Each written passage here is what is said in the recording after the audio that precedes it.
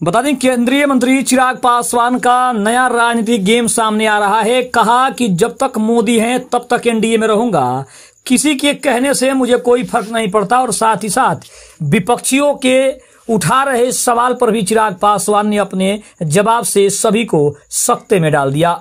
नमस्कार, मैं हूं संजीव और आप देख रहे हैं आप तक न्यूज। अगर आप हमारे चैनल पर नए हैं तो चैनल को जरूर सब्सक्राइब कर लें। बता दें, स्वतंत्रता दिवस 2025 के अवसर पर लोजपा रामविलास के प्रदेश कार्यालय में चिराग पासवान ने ध्वजारोहण करके देशवासियों को बधाई दी। अपने भाषण में उन्होंने प्रधानमंत्री मोदी के लाल किले से दिए गए भाषण की सराहना करते हुए कहा कि यह विकसित भारत के संकल्प को मजबूत करता है। साथ ही उन्होंने विपक्ष पर निशाना साधते हुए स्पष्ट किया कि जब तक नरेंद्र मोदी प्रधानमंत्री हैं वे एनडीए से अलग नहीं होने वाले हैं। बता दें कि मोदी के लाल किले से दिए गए भाषण का उल्लेख करते हुए उन्होंने संबोधन में कहा कि विकसित भारत के संकल्प को नई मजबूती प्रदान करता है।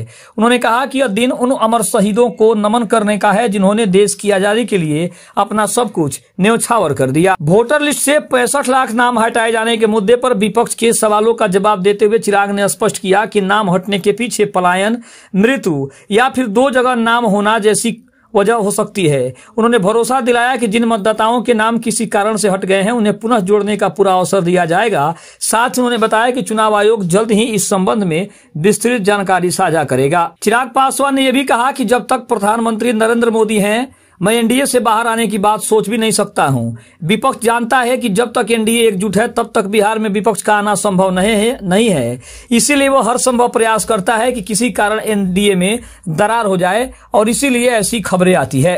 एनडीए से अलग होने की चर्चा पर चिराग पासवान ने कहा था कि किस शब्द से और किस तरीके से शब्दों को तोड़ मरोड़ कर अब आपके सामने प्रस्तुत किया जाता है। आज इसका स्पष्ट उदाहरण देखने को मिल गया।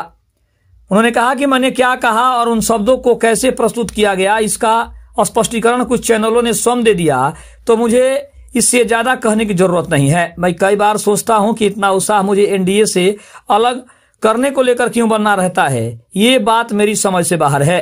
उनका कहना है कि मैं मानता हूं कि हमारे गठबंधन की मजबूती विपक्षी दलों को परेशान करती है।